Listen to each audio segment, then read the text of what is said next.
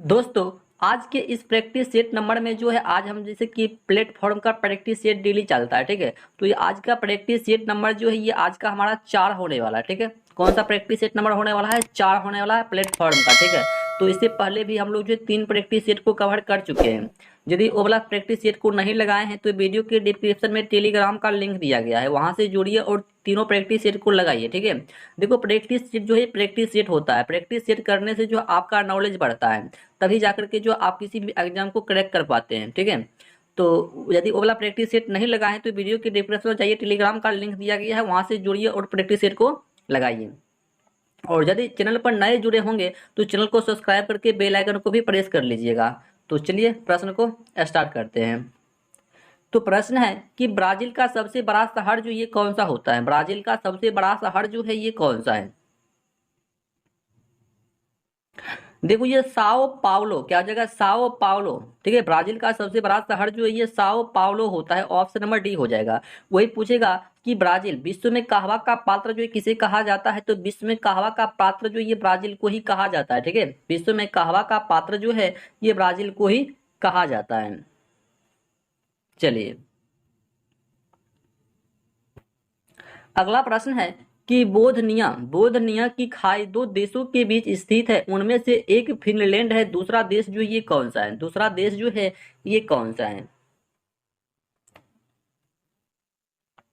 प्रश्न को फिर से समझना है कि बोधनिया, ठीक है, बोधनिया, ठीक है, बोधनिया है कि खाड़ी दो देशों के बीच स्थित है। बोधनिया खाड़ी जो है ये दो देशों के बीच में स्थित है। और उसके बाद जो है बता रहा है कि इनमें से एक फिनलैंड है, तो दूसरा देश जो ये कौन सा है? देखो, दूसरा देश जो ये स्वीडन हो जाएगा। क्या हो जाएगा? स्वीडन। दूसरा देश जो है ये स्वीडन है। ऑप्शन नंबर ए हो जाएगा स्वीडन। चलिए, अगला प्रश्न है 3 नंबर की बैडमिंटन के खेल के मैदान को क्या कहा जाता है? बैडमिंटन के खेल के मैदान को जो हम लोग क्या कहते हैं?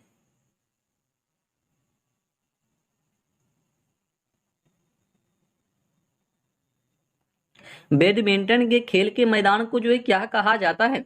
देखो, उसको जो है ना कोर्ट कहा जाता है। क्या कहा जाता है? कोर्ट, ठीक है, कोर्ट जो है कहा जाता है। और बैडमिंटन की शुरुआत जो है सबसे पहले 1934 ईस्वी में हुआ है, ठीक है। बैडमिंटन की शुरुआत कब, मतलब 1934 ईस्वी में हुआ है। इसकी स्थापना हुआ है 1934 में, सॉरी, स्थापना जो कि 1934 में हुआ है। और पूरे विश्व में जो है बैडमिंटन की शुरुआत की हम बात कर ले पूरे विश्व में की, तो पूरे विश्व में जो है 1977 में, ठीक है, 1977 में जो है पूरे विश्व में फैल गया था बैडमिंटन, ठीक है, बैडमिंटन। और ये बैडमिंटन कोर्ट की लंबाई जो होती है 44 फीट, ठीक है।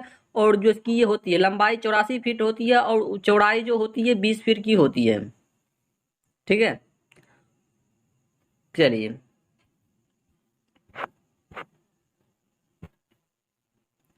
अगला प्रश्न है कि भूकंप तरंगों का वेग तथा स्थान ज्ञात करने के लिए किस यंत्र का जो है प्रयोग किया जाता है? भूकंप तरंगों का वेग तथा स्थान ज्ञात करने के लिए किस यंत्र का जो है प्रयोग किया जाता है? किस यंत्र का प्रयोग किया जाता है? देखो, सीस्मोग्राफ का किसका प्रयोग किया जाता है? सीस्मोग्राफ का जो है प्रयोग किया जाता है भूकंप तरंगों का। जैसे कि क्या कहते हैं, वेग हो गया और स्थान हो गया, इसको ज्ञात करने के लिए जो सीस्मोग्राफ का जो है ये प्रयोग किया जाता है, ठीक है। और ये बेरोग्राफ जो होता है, बेरोग्राफ, इसके द्वारा जो है हम लोग वायुमंडलीय दाब मापते हैं, ठीक है। वायुमंडल का दाब जो किसके द्वारा मापते हैं? वायुमंडल का दाब, ठीक है। वायुमंडल का दाब जो है ये बेरोग्राफ के द्वारा जो है मापा जाता है। और उसके बाद ये बेरोमीटर, ठीक है, एक बेरोमीटर होता है, ठीक है, इसी टाइप का एक बेरोमीटर होता है। तो बेरोमीटर से हम लोग जो है वायु दाब को मापते हैं। चलिए,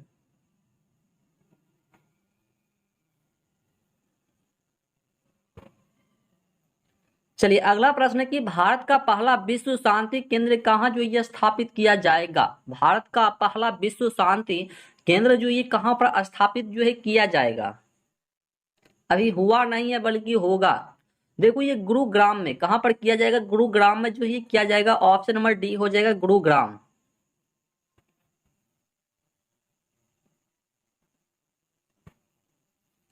चलिए अगला प्रश्न कि भारतीय संविधान नागरिकों को कितने प्रकार के मौलिक अधिकार जो ये प्रदान करता है।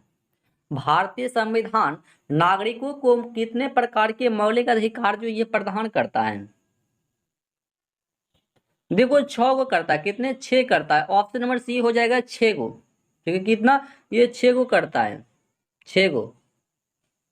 भारतीय संविधान नागरिकों को 6 प्रकार का मौलिक अधिकार जो ये प्रदान करता है। भारतीय संविधान में मौलिक अधिकार को, भारतीय संविधान में मौलिक अधिकार जो ये कहाँ से लिया गया है, इसको भी याद रखना है। तो ये संयुक्त राज्य अमेरिका से लिया गया है। कहाँ से लिया गया है, संयुक्त राज्य अमेरिका से जो है ये लिया गया है। भारत के संविधान में मौलिक कर्तव्य जो है कहाँ से लिया गया है, मौलिक अधिकार को, तो ये जो संयुक्त राज्य अमेरिका से जो है ये लिया गया है। ठीक है, और मौलिक अधिकार का उल्लेख जो है संविधान के भाग 3 में, ठीक है, कहाँ पर किया जाता है, ये भाग 3 में।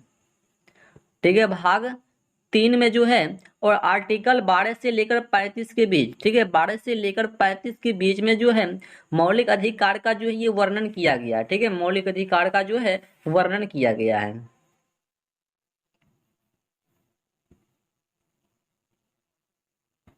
चलिए अगला प्रश्न है कि किस भारतीय जलप्रपात में राजा रानी रॉकेट और रोरर नामक 4 अलग अलग झरने हैं। 4 अलग अलग जो कि एक झरना है। देखो राजा रानी, रोरर और रॉकेट नाम के 4 झरने ये जोग जलप्रपात के अंतर्गत आता है। ठीक है, जोग, ऑप्शन नंबर डी हो जाएगा, जोग जलप्रपात के अंतर्गत जो है ये आता है। यह भारत का सबसे ऊंचा झरना होता है। ये जो है ना भारत का सबसे ऊंचा क्या होता है, एक झरना होता है। भारत का सबसे ऊंचा झरना है यही। ठीक है, चलिए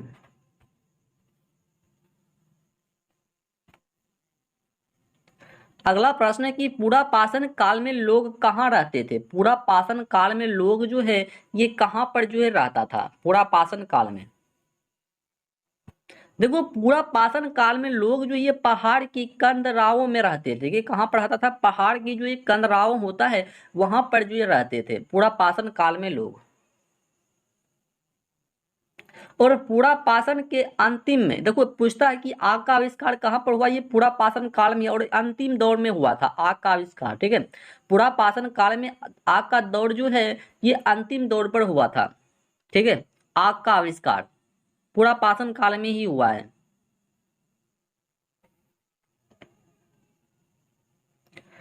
चलिए अगला प्रश्न है कि संसार में सबसे बड़ा डेल्टा बनाती है, संसार में सबसे बड़ा डेल्टा जो ये कौन सी नदी बनाती है। देखो संसार में सबसे बड़ी डेल्टा जो बनाती है गंगा नदी। ठीक है, गंगा बनाती है। ठीक है, गंगा क्या बनाती है, सबसे बड़ा डेल्टा जो है बनाती है। और विश्व की सबसे बड़ी डेल्टा की हम बात कर ले तो सुंदरवन डेल्टा होता है। ठीक है, विश्व की सबसे बड़ी डेल्टा जो है कौन सी होती है, सुंदरवन डेल्टा होती है। इसको भी याद रखना है आपको। ठीक है, और डेल्टा का आकार जो है ये जब भी होता है तो त्रिभुजाकार होता है। डेल्टा का आकार जब भी होता है तो ये त्रिभुजाकार होता है। ठीक है, त्रिभुजाकार। तो यहां पर जो इस प्रश्न का बिल्कुल सही जवाब जो ऑप्शन नंबर सी हो जाएगा, गंगा।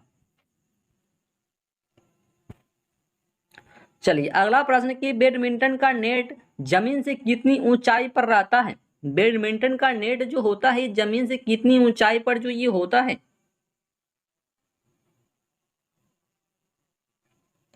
देखो ये जो 1.55 मीटर पर होता है, 1.55 मीटर पर, ऑप्शन नंबर बी हो जाएगा।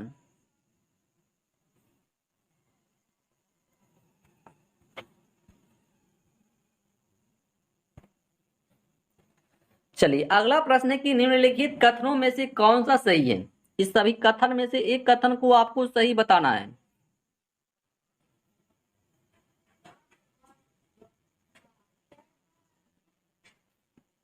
देखो यहां पर सही जो होगा ऑप्शन नंबर डी हो जाएगा कि भारत जो है ना अपना भारत, ठीक है, भारत जो है भारत ये एक संसाधमक प्रजातंत्र है। ठीक है, संसाधमक क्या, एक प्रजातंत्र है। ऑप्शन नंबर डी हो जाएगा। चलिए अगला प्रश्न है 12 नंबर कि मरे डार्लिंग नदी बेसिन निम्न में से किस देश में स्थित है। मरे डार्लिंग नदी जो है बेसिन, ये किस देश में स्थित है मरे डार्लिंग नदी।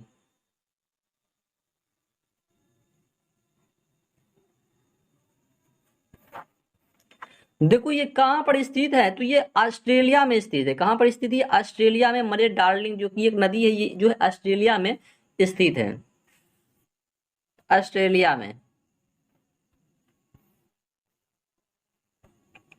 चलिए अगला प्रश्न है कि संविधान के किस अनुच्छेद में राजाओं द्वारा प्राथमिक शिक्षा यानी कि मातृभाषा में दिए गए जाने का प्रावधान जो ये किया गया है, मातृभाषा में दिए जाने का प्रावधान जो है ये किया गया है। देखो ये आर्टिकल 350 ए में, ठीक है, कहां पर आर्टिकल 350 ए में जो है किया गया है। नंबर सी जो है बिल्कुल सही जवाब है इसका, ठीक है। और भारतीय संविधान का भाग भाग की हम बात कर ले, जैसे कि भाग हो गया हमारा क्या कहते हैं 17, ठीक है, भाग 17। और आर्टिकल 343, ठीक है, आर्टिकल 343 से लेकर 351, ठीक है, 43 से लेकर 51 भाषा से संबंध है, ठीक है, ये सभी जो है भाषा से संबंधित होता है। और ये अनुच्छेद 343 एक में जो है राजभाषा हिंदी का उल्लेख है, ठीक है, राजभाषा हिंदी का उल्लेख जो 43 ए में किया गया है, ठीक है, हिंदी का उल्लेख। और 50 में जो है कि ख के अंतर्गत, यहाँ ए है तो यहाँ पर यदि हम बी कर दें यानी कि ख कर दे, तो इसके अंतर्गत जो है जैसे कि अल्पसंख्यकों के लिए विशेष यानी कि अधिकार जैसे राष्ट्रपति नियुक्त कर सकता है, ठीक है, इसका उल्लेख किया गया है। और 348 की हम बात कर ले, 348 आर्टिकल की, तो इसमें जो है उच्च न्यायालय तथा उच्च, ठीक है, उच्चतम न्यायालय तथा उच्च न्यायालय की भाषा जो कि संबंधित है, जैसे कि अंग्रेजी भाषा, ठीक है, जैसे कि इंग्लिश भाषा, ठीक है, हो जाएगा। और ये 51 जो होता है 51, ये हिंदी भाषा के विकास से संबंधित होता है, ठीक है, आर्टिकल 351 जो है ये हिंदी भाषा के विकास से संबंधित होता है। तो सभी फैक्ट को आपको याद रखना है। चलिए अगला प्रश्न है कि विश्व में सर्वप्रथम विधि संहिता बनाने वाला राज्य जो ये राजा कौन था। विश्व में सर्वप्रथम विधि संहिता बनाने वाला राजा जो है ये कौन था, राजा की बात कर रहा है। देखो ये हम्मुराबी क्या हो जाएगा, हम्मुराबी हो जाएगा। विश्व में सर्वप्रथम विधि संहिता बनाने वाला राजा जो है ये हम्मुराबी हो जाएगा। ये हम्मुराबी संहिता में जैसा तैसा दंड का प्रावधान था, ठीक है। भारत का प्रथम विधि वेता जो है ये मनु था। तो कौन था, ये मनु, प्रथम विधि वेता मनु, ठीक है। और मनु जो था ना ये सुंग वंश का शासक यानी कि पुष्यमित्र संग के दरबार में रहते थे। और हिंदू की प्रथम विधि यानी कि विधान की पुस्तक ये जो है मनु स्मृति में जो है किया गया है हिंदू का। चलिए अगला प्रश्न है कि निम्नलिखित में से राष्ट्रपति लगातार दो दो कार्यकाल यानी कि दौरान राष्ट्रपति पद जो है ये मतलब पर बने रहते हैं, राष्ट्रपति पद पर जो है ये बने रहते हैं।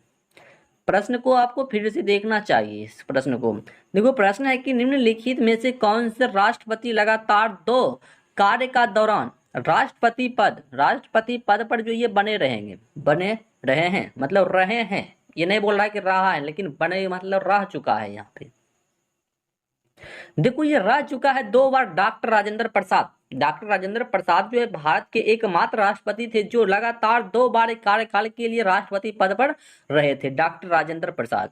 और ये डॉक्टर राजेंद्र प्रसाद का यानी कि हम बात कर ले तो प्रथम बार संविधान सभा ने यानी कि 24 नवंबर क्या कहते हैं 24 जनवरी, ठीक है, 24 जनवरी 1950 को, ठीक है, 24 जनवरी 1950 में राष्ट्रपति पद पर जो इसको चुना गया है।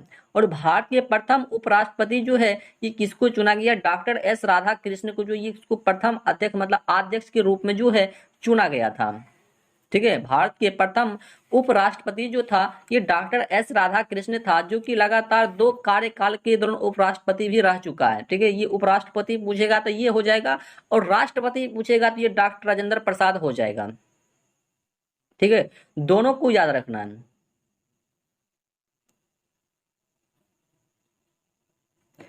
और उसके बाद एक प्रश्न पूछा जाता है कि भारत का दूसरा राष्ट्रपति जो ये कौन था, तो डॉक्टर एस राधा कृष्ण, ठीक है, दूसरा राष्ट्रपति भी ये रह चुका है, इसको भी याद रखना है।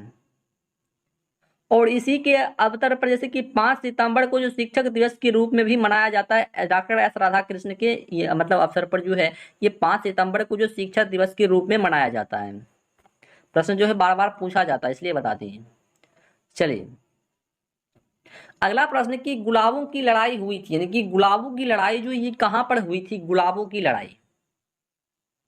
देखो गुलाबों की लड़ाई जो ये इंग्लैंड में हुई थी, कहाँ पर हुई थी, इंग्लैंड में। गुलाबों की लड़ाई जो ये इंग्लैंड में हुआ था, और गुलाबों की लड़ाई ने यानी कि सामंतवाद को क्या कहते हैं, सामंतवाद को यानी कि धाराशाही कर दिया था। ठीक है, धाराशाही कर दिया था। चलिए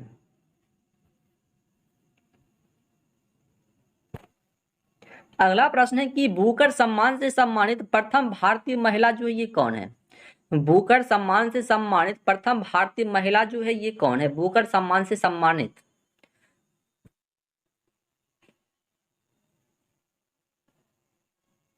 देखो ये अरुंधति राय, ऑप्शन नंबर ए हो जाएगा, अरुंधति राय था।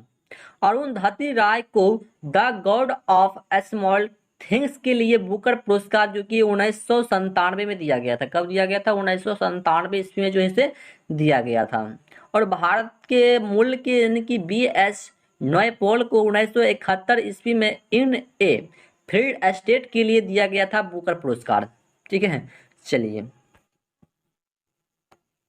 अगला प्रश्न है कि विश्व स्वास्थ्य संगठन यानी कि WHO का मुख्यालय जो ये कहाँ पर स्थित है। WHO का मुख्यालय जो है ये कहाँ पर स्थित है, यानी कि विश्व स्वास्थ्य संगठन का मुख्यालय जो है ये कहाँ पर स्थित है। देखो इसका मुख्यालय जो है जनेवा में स्थित है। कहाँ पर स्थित है, जनेवा में स्थित है। और WHO की स्थापना, इसकी स्थापना की हम बात कर ले, WHO की स्थापना जो है 7 अप्रैल, ठीक है 7 अप्रैल हो गया 1948 को हुआ था। ठीक है, 7 अप्रैल 1948 ईस्वी को हुआ था। 7 अप्रैल 1948 ईस्वी को हुआ था। और विश्व, एक प्रश्न पूछा जाता है कि विश्व मौसम विज्ञान संगठन का मुख्यालय जो है ये जनेवा में ही स्थित है। विश्व व्यापार तो क्या कहते हैं, विश्व मौसम विज्ञान का संगठन। ठीक है, विश्व मौसम विज्ञान का संगठन जो है ये कहाँ पर स्थित है, इसका मुख्यालय तो ये जनेवा में ही स्थित है। और WHO का मुख्यालय भी जनेवा में स्थित है। ठीक है,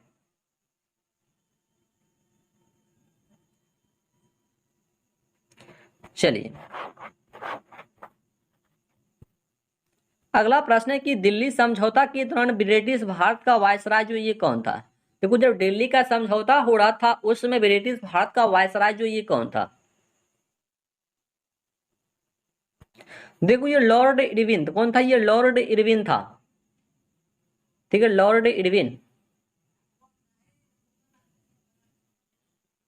देखो यहां पर हम बात कर ले तो 5 मार्च को, ठीक है 5 मार्च 1931, ठीक है 5 मार्च 1931 को दिल्ली की समझौता जो ये महात्मा गांधी हो गया और लॉर्ड इरविन के बीच में हुआ था। इसे भी याद रखना, किसके किसके बीच हुआ था, तो महात्मा गांधी हो गया और लॉर्ड इरविन के बीच में जो ये समझौता हुआ था। ठीक है, क्योंकि पूछ देता किसके किसके बीच में हुआ था, तो ये महात्मा गांधी और लॉर्ड इरविन के बीच में 5 मार्च 1931 ईस्वी को हुआ था। ठीक है, डेट को भी याद रखना है। चलिए अगला प्रश्न है कि रूस का मैनचेस्टर किसे कहा जाता है। रूस का मैनचेस्टर जो ये किसे कहा जाता है, मैनचेस्टर। देखो मैनचेस्टर जो है ईवा ईवा नोवो को कहा जाता है, ईवा नोवो को कहा जाता है मैनचेस्टर। देखो मैनचेस्टर जो ये कहाँ पर पड़ता है, तो ब्रिटेन में पड़ता है। कहाँ पर, ब्रिटेन में। मैनचेस्टर जो है ये ब्रिटेन में पड़ता है, जो कि सूती वस्त्र के लिए मतलब क्या है, ये मतलब जाना जाता है। ये जो है सूती वस्त्र के लिए जाना जाता है, सूती वस्त्र के लिए। ठीक है, मैनचेस्टर जो है ये ब्रिटेन में जो है सूती वस्त्र के लिए जाना जाता है।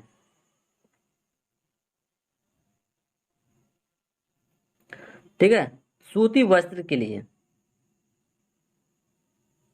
और एक प्रश्न पूछा जाता है कि सूती वस्त्र की राजधानी जो है किसे कहा जाता है अपना भारत में, तो ये मुंबई को कहा जाता है। सूती वस्त्र का मुख्य क्या कहते हैं, राजधानी जो है ये मुंबई को कहा जाता है, तो इसे भी याद रखना है। चलिए अगला प्रश्न कि मानचित्र में नीले रंग का प्रयोग किसके प्रदर्शन में होता है। मानचित्र में जो है नीले रंग का प्रयोग होता है, ये किसके प्रदर्शन में होता है, किसके प्रदर्शन में जो ये होता है। देखो ये जो है नदी के प्रदर्शन के रूप में जो है किया जाता है। मानचित्र में नीले रंग का प्रयोग जो है नदी को दिखाने के लिए हम लोग करते हैं, और मानचित्र पर नीला रंग जल को प्रदर्शित करता है। और अंतरिक्ष में देखने पर पृथ्वी जो नीला दिखाई देती है, क्योंकि पृथ्वी पर जल की मात्रा जो ये अधिक क्षेत्र में है, इसीलिए जो है नीला दिखाई देती है। और नीला ग्रह जो है पृथ्वी को ही कहा जाता है। नीला ग्रह जो है किसे कहा जाता है? ये जो पृथ्वी को ही कहा जाता है, नीला ग्रह भी कहा जाता है। ठीक है। और नीला रंग के प्रकीर्णन के कारण जो आकाश जो भी नीला दिखाई देती है। आकाश नीला क्यों दिखाई देती है? तो प्रकीर्णन के कारण जो है आकाश जो है हमें नीला दिखाई देती है। और लाल ग्रह एक जान लेते हैं, लाल ग्रह। ठीक है, लाल ग्रह को जो है मंगल ग्रह के नाम से भी जाना जाता है, इसे भी याद रखना है लाल ग्रह को। चलिए अगला प्रश्न है कि निम्नलिखित अभिलेखों में से किसमें कालिदास का नाम मिलता है? किस अभिलेख में जो है कालिदास का नाम जो है ये मिलता है? देखो ये एहोल अभिलेख में जो है कालिदास का नाम जो है मिलता है। कालिदास का नाम जो है एहोल अभिलेख में मिलता है। ठीक है, चलिए अगला प्रश्न है कि वाकर कप का संबंध जो ये किस खेल से है? वाकर कप का संबंध जो है ये किस खेल से है? देखो गोल्फ से। किससे संबंधित? ये गोल्फ से संबंधित है। वाकर कप का संबंध ये गोल्फ से संबंधित है। और गोल्फ खेल से संबंधित जैसे अन्य कप भी आता है, तो उसको भी हम बात कर ले, जैसे कि राइडर कप हो जाएगा। क्या कहते हैं? राइडर, राइडर कप हो जाएगा। उसके बाद क्या कहते हैं? Prince Wales cup. ठीक है, नेमुर कप, मेथुला गोल्ड कप, ये सभी जो है ये इसके वाकर कप के अंतर्गत आता है। उसके बाद थोड़ा हॉकी की हम बात। हॉकी जो है ना, हॉकी का पहला विश्व कप जो है 1971 में, हॉकी का पहला विश्व कप जो है 1971 में बार्सिलोना में आयोजित किया गया था। कहाँ पर? बार्सिलोना में। और हॉकी से संबंधित कप जैसे कि आगा खां हो गया कप। ठीक है, महाराजा रंजीत सिंह गोल्फ कप हो गया, लेडी रतन टाटा हो गया। ठीक है, और उसके बाद ध्यानचंद्र ट्रॉफी हो गया, नेहरू ट्रॉफी हो गया। ये सभी जो है किसके अंतर्गत आता है? ये हॉकी के अंतर्गत आता है। ठीक है, तो सभी को याद रखना है हॉकी के अंतर्गत। ठीक है, हॉकी के अंतर्गत। चलिए अगला प्रश्न है कि हर्षवर्धन पुत्र था, कि हर्षवर्धन जो किसका पुत्र था? हर्षवर्धन।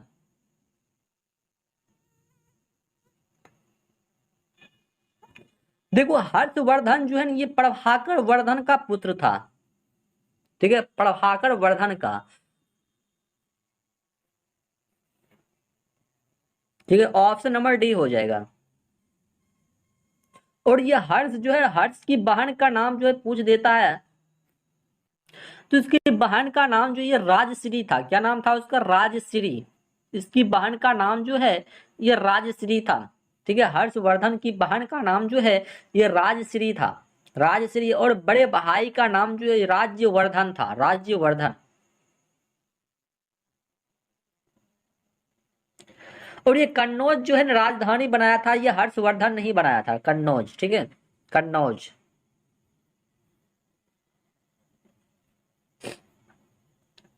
चलिए अगला प्रश्न कि भारत में बेरोजगारी का प्रमुख कारण जो ये क्या है? भारत में बेरोजगारी का प्रमुख कारण जो ये क्या है भारत में? देखो भारत में बेरोजगारी का प्रमुख कारण जैसे कि जनसंख्या में तीव्र वृद्धि। क्या हो जाएगा? जनसंख्या में तीव्र वृद्धि हो जाएगा। क्या? जनसंख्या में तीव्र वृद्धि के कारण जो कि ये होता है। और भारत में संरचनात्मक बेरोजगारी जो कि सबसे ज्यादा पाई जाती है। आपसे प्रश्न पूछा जाएगा एग्जाम में कि भारत में कौन सी बेरोजगारी है जो कि सबसे अधिक पाई जाती है? संरचनात्मक बेरोजगारी, संरचनात्मक। ठीक है, संरचनात्मक बेरोजगारी जो है ये भारत में सबसे अधिक पाई जाती है, संरचनात्मक बेरोजगारी। और भारत में शिक्षित बेरोजगारी जो कि सबसे मुख्य समस्या है, शिक्षित बेरोजगारी, इसे भी याद रखना है।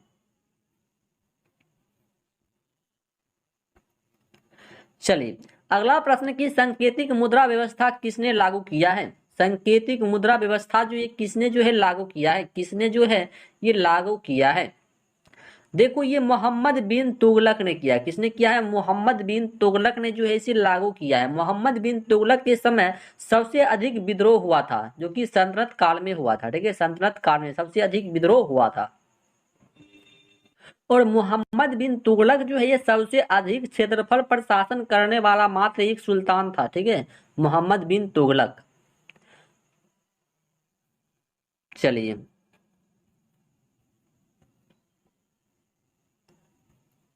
अगला प्रश्न है आपका 27 नंबर कि बाजार नियंत्रण नीति पहली बार किसने अपनाई है? बाजार नियंत्रण नीति जो है ये पहली बार किसने अपनाई है? पहली बार देखो, पहली बार जो ये अलाउद्दीन खिलजी ने अपनाया। किसने? अलाउद्दीन खिलजी ने। बाजार नियंत्रण व्यवस्था के द्वारा प्रत्येक वस्तु का दाम निर्धारित किया गया था, जिसमें क्या कहते हैं मलिक का याकूब और मलिक काबिल ने सुल्तान को बाजार नियंत्रण में सहयोग किया था। ठीक है, इस प्रश्न का बिल्कुल सही जवाब जो ऑप्शन नंबर सी हो जाएगा, अलाउद्दीन खिलजी। चलिए अगला प्रश्न कि निम्नलिखित में से कौन सा क्षेत्र डोडा डोडा जनजाति का मूल निवास स्थान है? टोडा जनजाति का मूल निवास स्थान है। टोडा जनजाति का मूल निवास स्थान है, बताइए। देखो ये नीलगिरी पहाड़ियां, क्या आ जाएगा? नीलगिरी पहाड़ियां। नीलगिरी पहाड़ी जो होता है ये तमिलनाडु में स्थित होता है। कहाँ पर स्थित है? ये तमिलनाडु में, तमिलनाडु में जो है ये स्थित है नीलगिरी पहाड़ियां, ठीक है। और इसकी सबसे ऊंची चोटी जो होता है ये दोदा दोदा बेटा होता है, ठीक है, दोदा बेटा, ठीक है। और ये टोडा जनजाति का मुख्य व्यवसाय होता है पशुपालन, ठीक है। और ये टोडा जनजाति जो इसका मुख्य व्यवसाय क्या होता है? तो इसका मुख्य व्यवसाय होता है पशुपालन।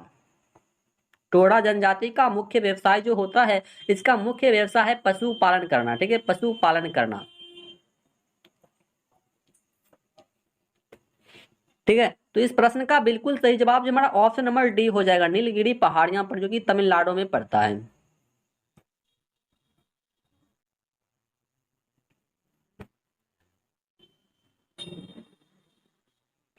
चलिए अगला प्रश्न कि हिंदी साहित्य का स्वर्ण युग किसके शासन काल में हुआ?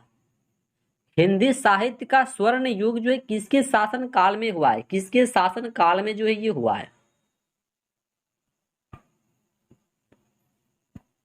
देखो अकबर के शासन काल में अकबर ने अनुवाद विभाग की स्थापना किया था। अकबर जो है ये अनुवाद विभाग की स्थापना किया था। और अकबर के समय में महाराज क्या कहते हैं महाभारत का अनुवाद क्या कहते रजनामा नाम, ठीक है, रजनामा नाम पर जो है किया गया था। और क्या कहते हैं राम राज्य की अवधारणा जो है ये महात्मा गांधी ने दिया था। राम राज्य की अवधारणा, राम राज्य की अवधारणा जो किसने दिया था? ये महात्मा गांधी ने दिया था।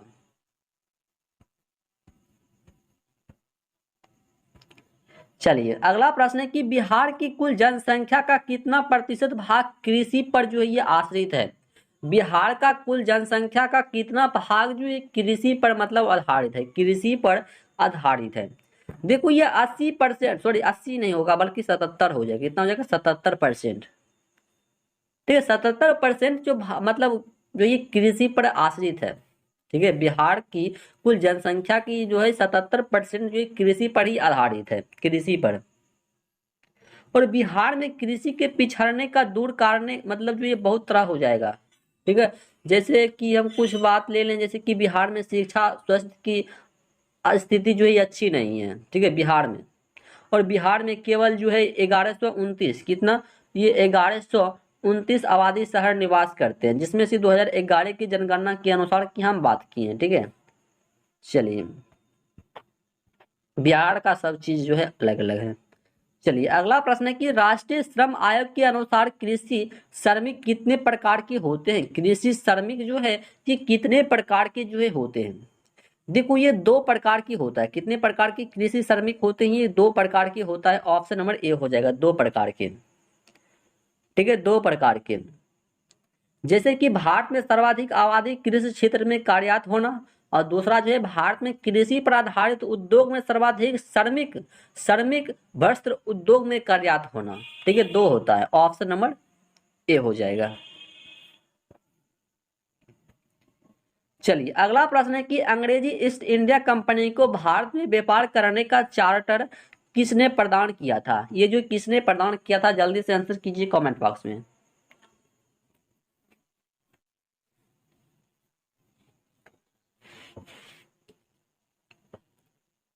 देखो ये जो है प्रदान किया था महारानी एलिजाबेथ प्रथम, क्या हो जाएगा महारानी, महारानी एलिजाबेथ प्रथम, ऑप्शन नंबर बी हो जाएगा। ठीक है, ऑप्शन नंबर बी हो जाएगा।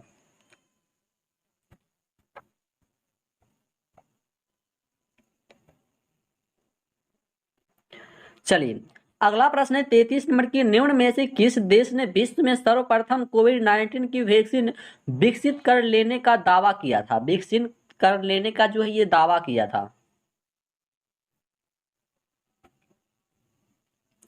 देखो ये रूस कर लिया था, कौन सा देश, ये रूस जो है ने कर लिया था, ऑप्शन नंबर बी हो जाएगा रूस। चलिए अगला प्रश्न कि भारतवर्ष में लॉर्ड कॉर्नवालिस ने कौन सी प्रथा जो ये प्रारंभ किया था, कौन सी प्रथा जो ये कॉर्नवालिस ने जो है प्रथम किया था, कॉर्नवालिस ने। देखो ये अस्थाई व्यवस्था, ऑप्शन नंबर बी हो जाएगा, अस्थाई व्यवस्था जो ये कॉर्नवालिस ने जो है किया था। और ये लॉर्ड क्या कहते हैं, लॉर्ड कॉर्नवालिस, ठीक है, लॉर्ड कॉर्नवालिस जो है ये 23 मार्च, कब, ये 23 मार्च 1793 में, सॉरी 1793 हो जाएगी, कितना, 1793 को बंगाल, बिहार और उड़ीसा में अस्थाई बंदोबस्त जो है ये लागू किया था। ठीक है, बिहार हो गया, उसके बाद बंगाल हो गया, उड़ीसा हो गया, यहाँ पर जो है क्या कहते हैं अस्थाई बंदोबस्त जो है ये लागू किया था। ठीक है, लॉर्ड कॉर्नवालिस ने। और ये लॉर्ड कॉर्नवालिस ने कलेक्टर को न्यायिक कार्य में जो अलग कर दिया गया था। ठीक है, और कॉर्नवालिस ने टीपू के साथ, ठीक है, टीपू के साथ 1792 में, ठीक है, 1792 में श्रीरंगपट्टनम से संधि किया था। ऑप्शन नंबर, यानी कि इस प्रश्न का बिल्कुल सही जवाब ऑप्शन नंबर बी हो जाएगा, अस्थायी व्यवस्था। चलिए अगला प्रश्न कि बंगाल का प्रथम गवर्नर जनरल जो ये कौन था।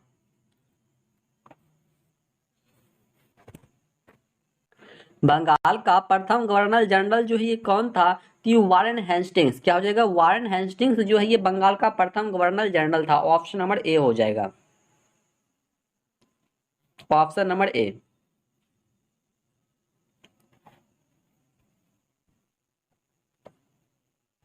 चलिए अगला प्रश्न है कि सती प्रथा किसके अंतर्गत जो है ये समाप्त की गई है, सती प्रथा जो है किसके अंतर्गत जो है ये समाप्त हुआ है। देखो ये बंगाल अधिनियम, बंगाल अधिनियम क्या कहते हैं 17 के अंतर्गत, बंगाल अधिनियम 17 के अंतर्गत जो है ये समाप्त हुआ है, यानी कि ऑप्शन नंबर ए हो जाएगा, ऑप्शन नंबर ए। चलिए अगला प्रश्न है कि उत्तराखंड के 12वें मुख्यमंत्री मतलब ये कौन थे, 12वें मुख्यमंत्री यानी कि सीएम जो है ये कौन थे, उत्तराखंड के 12वें सीएम जो है ये कौन थे।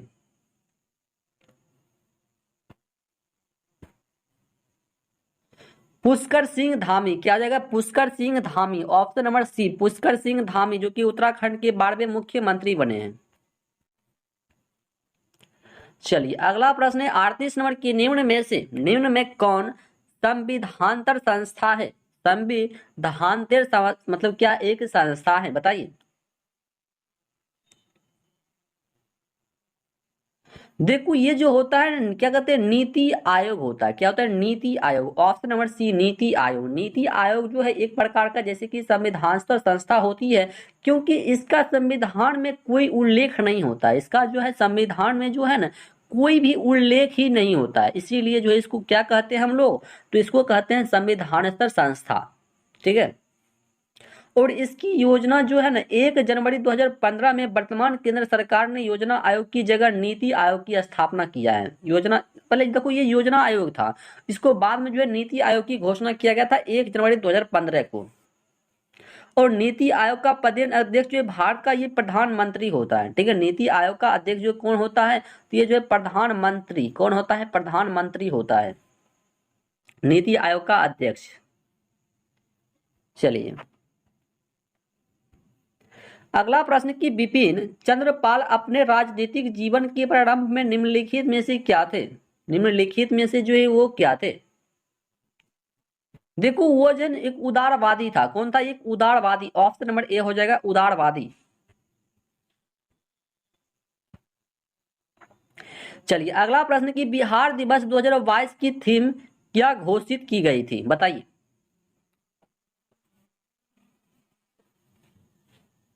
बताइए, इस प्रश्न को करवाया गया है पिछले प्रैक्टिस सेट में।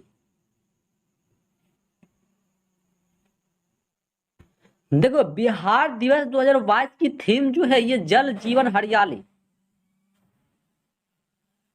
क्या हो जाएगा? जल जीवन हरियाली, जो कि ये घोषित किया गया था। ऑप्शन नंबर सी हो जाएगा, ऑप्शन नंबर सी, जल जीवन हरियाली।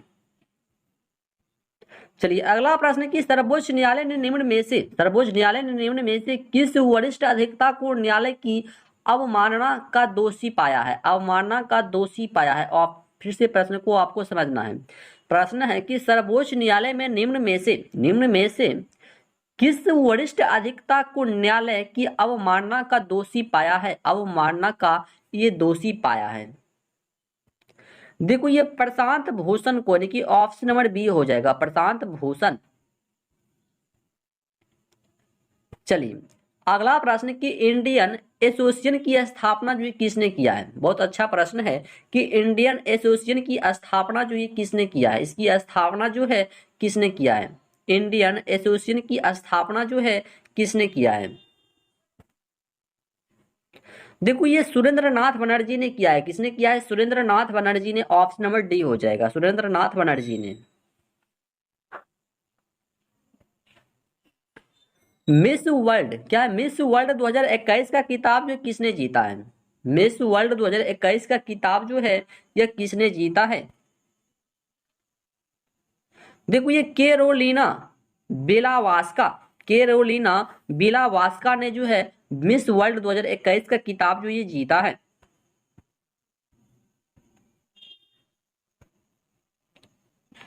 चलिए, मध्यकालीन भारत में खराज किससे संबंधित था? मध्यकालीन भारत में खराज जो होता था ये किससे संबंधित था? खराज। देखो, ये भू राजस्व से संबंधित होता था। मध्यकालीन भारत में खराज जो था ये भू राजस्व से संबंधित होता था।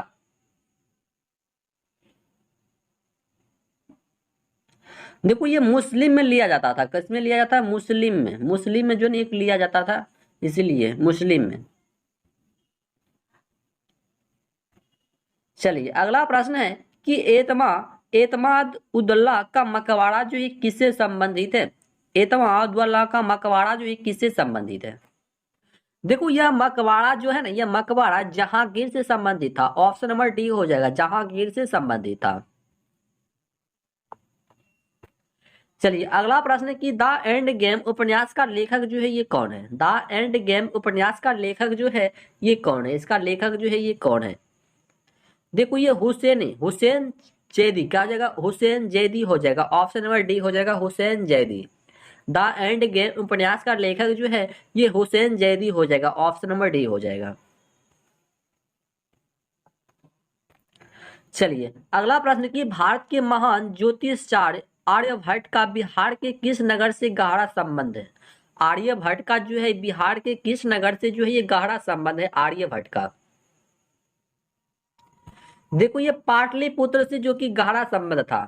ठीक है, पाटलिपुत्र से। आर्यभट्ट का जन्म यानी कि 476 ईसा पूर्व, ठीक है, 476 ईसा पूर्व हुआ था। ठीक है, 476 ईसा पूर्व हुआ था। देखो, इन्होंने बहुत सारा पुस्तक भी लिखा है, जिसमें से सूर्य सिद्धांतिका पुस्तक जो ये आर्यभट्ट ने ही लिखा था। ठीक है, और ये जैसे कि दशमलव हो गया, शून्य का आविष्कार जो ये आर्यभट्ट ने ही किया था। शून्य हो गया, उसके बाद ये वाला दशमलव जो होता है इसका आविष्कार जो किसने किया? ये आर्यभट्ट ने ही किया है। ठीक है, चलिए अगला प्रश्न है कि अल्पसंख्यक अधिकार दिवस किस तिथि को जो है मनाया जाता है? अल्पसंख्यक अधिकार दिवस जो है ये किस तिथि को जो है मनाया जाता है? देखो, यह जो 18 दिसंबर को जो है अल्पसंख्यक अधिकार दिवस जो है ये मनाया जाता है 18 दिसंबर को। चलिए अगला प्रश्न है कि पुलित्जर, क्या है? पुलित्जर पुरस्कार 2021 किस भारतीय मूल की महिला को दिया गया था? पुलित्जर पुरस्कार 2021 किस भारतीय मूल की महिला को जो ये दिया गया है? देखो, यह पुरस्कार जो है मेघा राजगोपालन को दिया गया है। किसको दिया गया है? मेघा राजगोपालन को जो है यह पुरस्कार जो कि पुलित्जर पुरस्कार 2021 जो कि दिया गया है। ऑप्शन नंबर सी हो जाएगा। चलिए अगला प्रश्न है कि विश्व तीरंदाजी पैरा चैंपियनशिप में रजत पदक जीतने वाली पहली भारतीय खिलाड़ी जो है ये कौन बनी है? पहली भारतीय खिलाड़ी जो है ये कौन बनी है? देखो ये क्या कहते हैं, लक्ष्मी नारायण पूजा जातवान, क्या हो जाएगा? पूजा जातवान, ऑप्शन नंबर बी हो जाएगा। पूजा जातवान, ऑप्शन नंबर बी, पूजा जातवान। चलिए अगला प्रश्न जो कि बहुत अच्छा प्रश्न है कि शक्ति का बीमीय सूत्र जो ये क्या होगा? देखो शक्ति का बीमीय सूत्र जो ये एम एल का स्क्वायर टी का पावर -3 हो जाएगा। ऑप्शन नंबर ए हो जाएगा। ठीक है, ऑप्शन नंबर ए जो यहाँ पर दिया गया है ऑप्शन नंबर ए हो जाएगा। देखो सबसे पहले इसको हमको कैसे निकालते हैं? देखो निकालने के लिए शक्ति का फॉर्मूला क्या होता है? पी। ठीक है, इसको हम लोग किसे डिनोट करते हैं? पी से डिनोट करते हैं शक्ति को। ठीक है, पी से डिनोट करते हैं। तो पी बराबर फॉर्मूला क्या होता है? यानी कि बल यानी कि एफ एफ बटा ए। ठीक है, तो यानी कि बल का देखो सब एक दो पॉइंट को आपको याद रखना है। देखो बल का व्यंजक क्या होता है? एम एल टी का पावर स्क्वायर। ठीक है, एम एल टी का पावर स्क्वायर होता है। और ये जो होता है यानी कि इसको जो हम लोग एल से डिनोट करते हैं यानी कि एल स्क्वायर होता है। तो इसको यदि हम ऊपर लेकर जाएंगे तो ये क्या हो जाएगा? एम एल का पावर का -1 टी का पावर -2 ऊपर में जाकर क्या होता है? जुड़ जाता है। ठीक है, तो जैसे ऐसे मतलब ये टी जो है जुड़ जाएगा। तो यहाँ पर इस तरीके से यहाँ पर हो जाता है। और मात्रक जो है ना दो प्रकार के होते हैं, एक होता है मूल मात्रक, एक होता है व्युत्पन्न मात्रक। ठीक है, चलिए अगला प्रश्न है कि बॉयल का नियम का सूत्र जो ये क्या है? बॉयल का नियम का सूत्र जो ये क्या है इन सभी में से? देखो ये क्या कहते हैं, डी डी यानी कि जो है ना भी यानी कि ये वाला हो जाएगा। ऑप्शन नंबर डी हो जाएगा। बॉयल का नियम का सूत्र जो है ऐसे होता है।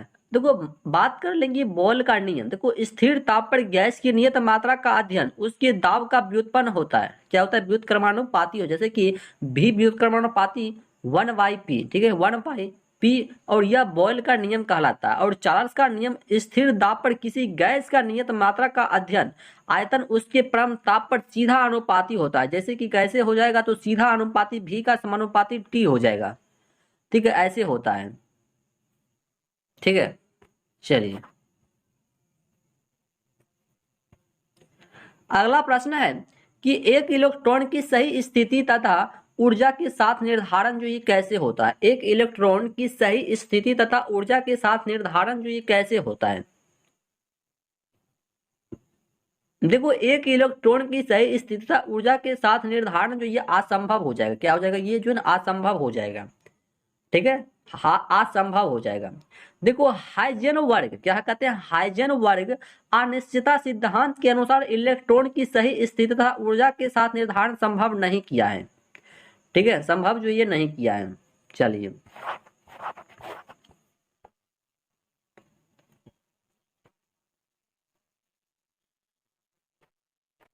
चलिए अगला प्रश्न है कि सरल लोलक की प्रभावी लंबाई के मापन में प्रतिशत त्रुटि 2% तथा आवर्तकाल के मापन में प्रतिशत जो है त्रुटि 1% तथा जी के मापन में अधिकतम प्रतिशत त्रुटि जो ये कितना हो जाएगा? जी के मान में बोल रहा है। देखो इसके लिए हम लोग क्या जानते हैं? जी की मान के लिए हम लोग जानते हैं कि टी यानी कि 2π1/LG ऐसे हम लोग जानते हैं √100 का। तो इसमें यदि आप हमको इसको बैठा दीजिएगा तो जाकर के जो आपका जी का मान निकल जाएगा। देखो यदि यहाँ पर हम आंसर की बात कर ले तो 4% हो जाएगा। देखो आपको एक पॉइंट याद रखना है यहाँ पर, यदि पृथ्वी से ऊपर या नीचे जाने पर जी का मान जो होता है ये मान घटता है पृथ्वी का। यानी कि पृथ्वी से यदि हम ऊपर या नीचे जाएंगे, ठीक है, पृथ्वी यदि मान लो ये पृथ्वी हो गया, यदि ऊपर या नीचे जाएंगे तो जी का मान जो ये घटता है। क्या होता है? घटता है, यानी कि कम होता है। और जी का मान जो अधिकतम ध्रुव पर होता है। जी का मान जो सबसे अधिकतम कहाँ होगा? जैसे ये मान लो इधर पृथ्वी हो गया, ये बीच का केंद्र जो होगा यही जो है क्या कहते हैं यहाँ पर मान जो है जी का सबसे अधिक होता है। और सबसे न्यूनतम जो होता है विषुवत रेखा पर होता है। और पृथ्वी की घूर्णन गति बढ़ने से जी का मान भी जो है कम हो जाता है। ठीक है, पृथ्वी का जैसे घूर्णन गति होता है, ये घूर्णन गति होने पर भी जो है जी का मान क्या होता है? कम होता है। तो सभी फैक्ट को याद रखना है।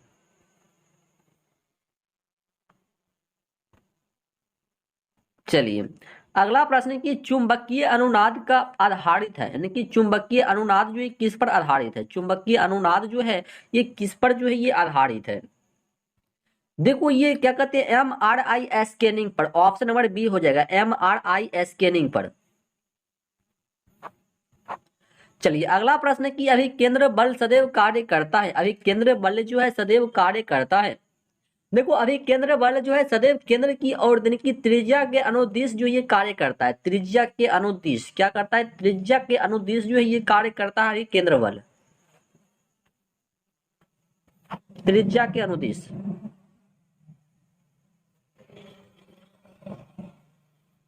ठीक है, तो ऑप्शन नंबर ए हो जाएगा, केंद्र की ओर त्रिज्या मतलब कि अनुदिश, ऑप्शन नंबर ए हो जाएगा। चलिए यहां पर आपको सही कथन को छांटना है, जल्दी से छाटिए।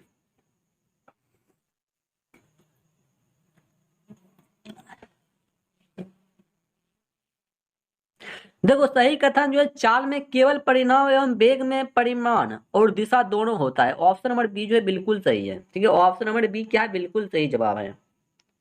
देखो चाल एक अदिश राशि होता है, परंतु वेग क्या है? एक मतलब सदिश राशि होता है। चाल जो है अदिश राशि होता है, वेग जो है ये सदिश राशि होता है। चाल तथा वेग का ऐसा ही मात्रक दोनों का जो है मीटर पर सेकेंड होता है। क्या होता है? मीटर पर सेकेंड। चाल और वेग का दोनों का मात्रक मीटर पर सेकेंड होता है। ठीक है, चलिए अगला प्रश्न है कि यदि प्रक्षेप के वेग को दुगुना कर दिया जाए तो उसका अधिकतम परास जो है क्या होगा? उसका अधिकतम परास जो है ये 4 गुना हो जाएगी। यदि उसको हम लोग 2 गुना करेंगे तो ये जो है 4 गुना हो जाएगा। ऑप्शन नंबर बी हो जाएगा।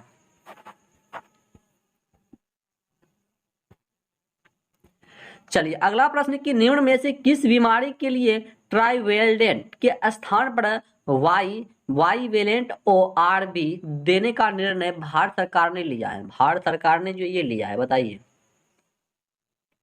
देखो ये पोलियो में कहां पर लिया है? ये पोलियो में जो है लिया है। ऑप्शन नंबर डी हो जाएगा, पोलियो में। चलिए अगला प्रश्न है 60 नंबर की परमाणु के उपकोषों के भरने का क्रम नियंत्रित होता है। यानी कि परमाणु के उपकोषों के भरने का क्रम जो है ये किस पर जो है नियंत्रित होता है? देखो ये अफबाओ के सिद्धांत पर जो ये आधारित है। ठीक है, अफबाओ के सिद्धांत पर जो है ये आधारित है।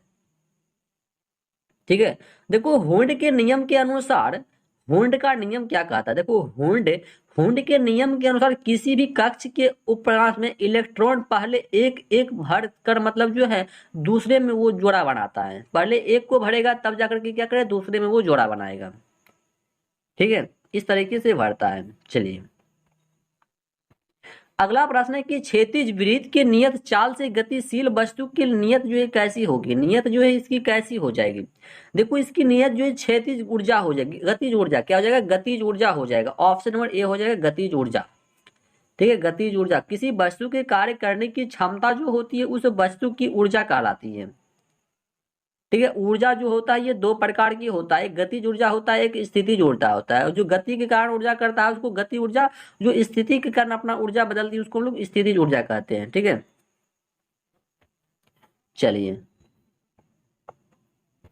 अगला प्रश्न है कि सीमांत घर्षण निर्भर करती है, यानी कि सीमांत घर्षण जो है किस पर निर्भर करती है? सीमांत घर्षण जो होती है ये किस पर जो है निर्भर करती है? तो ये तल की प्रकृति और अभिलंब की प्रतिक्रिया पर जो ये निर्भर करती है। ऑप्शन नंबर बी हो जाएगा। चलिए अगला प्रश्न है कि CH3OH किसका रासायनिक सूत्र है? CH3 हो गया और OH हो गया, ये किसका रासायनिक सूत्र है? ये जो है किसका रासायनिक सूत्र है? देखो ये जो है मंथिल एल्कोहल का रासायनिक सूत्र है। ऑप्शन नंबर बी हो जाएगा। ठीक है, मेथिल एल्कोहल का। चलिए अगला प्रश्न है कि ऑक्सेलिक अम्ल यानी कि H2C2O4 में कार्बन की संयोजकता जो है क्या है? इसमें कार्बन की संयोजकता जो है क्या है? कार्बन की, देखो जैसे कि क्या दिया गया है H2C2O4। ठीक है, O4 में कार्बन की संयोजकता की बात कर रहा है तो मान लो कि यहाँ पर X है। ठीक है, तो यदि हम बात कर ले कि 2 प्लस का 2X माइनस का 4 यानी कि गुणे का 2 बराबर का 0 मान लेंगे। तो यहाँ से यदि हम निकालते हैं तो t का मान यदि x लेते हैं 2x तो यहाँ पर ये 6 हो जाएगा। तो यहाँ से यदि हम काटेंगे तो 2 तिया 6 यानी कि x का मान कितना निकल कर आ जाएगा? 3 निकल कर आ जाएगा। संयोजकता आवर्त में जो है 1 2 3 4 सॉरी 1 2 3 4 और 3 2 1 0 होता है। तो आवर्त में संयोजकता का नियत रहेगा। तो इसीलिए यहाँ पर जो इस प्रश्न का बिल्कुल सही जवाब की हम बात कर ले तो क्या हो जाएगा? यानी कि ऑप्शन के अनुसार हम बात कर ले तो ऑप्शन नंबर सी हो जाएगा 3, ठीक है, ऑप्शन नंबर सी 3। चलिए अगला प्रश्न है कि जब किसी जल की कठोरता उबालने से दूर हो जाए तो प्रकृति क्या कहलाती है। जब किसी जल की मतलब जो है कठोरता उबालने से क्या होती है, दूर हो जाए, तो उसकी प्रकृति जो है क्या कहलाएगी, उसकी प्रकृति देखो अस्थाई हो जाएगी। क्या हो जाएगी, अस्थाई। जब किसी जल की कठोरता उबालने से दूर हो जाए तो उसे अस्थाई कठोरता कहते हैं। और जल की अस्थाई कठोरता उसमें कैल्शियम और मैग्नीशियम के बाइकार्बोनेट घोल रहने के कारण होती है, ठीक है। चलिए अगला प्रश्न है कि किस तत्व को रसायन रसायन विज्ञान में आवारा आवारा तत्व की संज्ञा दिया गया है, आवारा तत्व की संज्ञा दिया गया है। देखो ये हाइड्रोजन, क्या हो जाएगा, हाइड्रोजन, ऑप्शन नंबर डी हो जाएगा हाइड्रोजन। चलिए अगला प्रश्न है कि किसी तत्व का परमाणु भार जो ये बराबर होता है, नहीं किसके बराबर होता है। देखो किसी तत्व का परमाणु भार जो होता है ना, भार जो होता है ये जो है ना क्या कहते हैं, balance balance charge x valency के बराबर होता है, यानी कि ऑप्शन नंबर सी हो जाएगा। चलिए अगला प्रश्न है कि अवरक्त स्पेक्ट्रम स्थित है, यानी कि अवरक्त स्पेक्ट्रम जो किसमें मतलब स्थित है, यानी कि किसके बीच जो ये स्थित है। देखो ये सूक्ष्म तरंग और दृश्य क्षेत्र के बीच में जो ये स्थित होता है अवरक्त स्पेक्ट्रम, ठीक है, स्पेक्ट्रम। चलिए अगला प्रश्न क्या है कि मनुष्य की साधारण शोषण दर जो कितनी होती है, शोषण दर। देखो 15 से 18 मिनट मतलब बड़ा मतलब जो है पर मिनट होता है, 15 से 18 बार, ठीक है। और एक स्वस्थ मनुष्य का जो है 72 बार हृदय धड़कता है, कितने बार, ये 72 बार जो धड़कता है 1 मिनट में। और सामान्य नाड़ी की दर जो होती है ये भी जो है 72 बार जो है पर मिनट में होती है, नाभि की। चलिए अगला प्रश्न है कि वृद्धि हार्मोन का स्रावन किसके द्वारा होता है। वृद्धि हार्मोन का स्रावन जो है ये किसके द्वारा होता है, वृद्धि हार्मोन का स्रावन जो है किसके द्वारा होता है, ये पिट्यूटरी के द्वारा होता है। किसके द्वारा, पिट्यूटरी के द्वारा होता है। और पीयूष ग्रंथि जो है, पीयूष ग्रंथि जो होता है, पीयूष ग्रंथि को मास्टर ग्रंथि के रूप में भी जाना जाता है, पीयूष ग्रंथि को। और पिट्यूटरी ग्रंथि में अनेक हार्मोन का स्रावन होता है, इसमें जो है अनेक हार्मोन का क्या होता है, स्रावन होता है। चलिए अगला प्रश्न है कि सही सुमेलित युग्म का चयन करना है, बताइए सही जो है इसमें से क्या है, सही को चुनना है। देखो क्या कहते हैं, क्योटो प्रोटोकॉल जल वायवीय परिवर्तन, ये जो है बिल्कुल सही है, ऑप्शन नंबर बी हो जाएगा। चलिए अगला प्रश्न है कि लेंगर हैंस के द्वीप जो इंसुलिन का स्राव करते हैं स्थित होते हैं, यानी कि कहाँ पर जो ये स्थित होते हैं, ये जो है कहाँ पर स्थित होते हैं, ये अग्नाशय में, कहाँ पर, ये जो है अग्नाशय में स्थित होता है, ऑप्शन नंबर डी हो जाएगा, अग्नाशय में। किस हार्मोन द्वारा हृदय स्पंदन स्पंदन तथा रुधिर दाब जो है ये बढ़ जाता है, किस हार्मोन के द्वारा। देखो ये एड्रीनेलिन हार्मोन के द्वारा जो ये बढ़ जाती है, ऑप्शन नंबर बी हो जाएगा।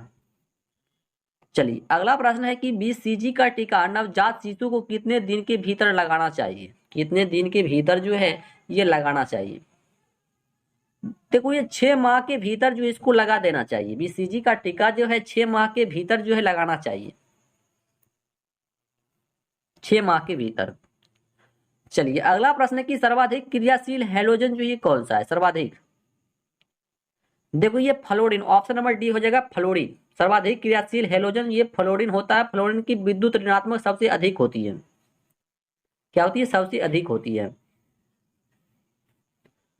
ठीक है। तो इस प्रश्न का बिल्कुल सही जवाब जो ऑप्शन नंबर डी हो जाएगा। तो आज का प्रश्न जो कि हमारा प्रैक्टिस सेट नंबर ये 4 था, तो आज का प्रैक्टिस सेट जो ये 4 समाप्त हो गया। तो अगला सेट में हम लोग करेंगे 5 नंबर प्रैक्टिस सेट प्लेटफॉर्म का, ठीक है। तो चलिए मिलते हैं फिर से नेक्स्ट वीडियो में, तब तक के लिए जय हिंद जय भारत।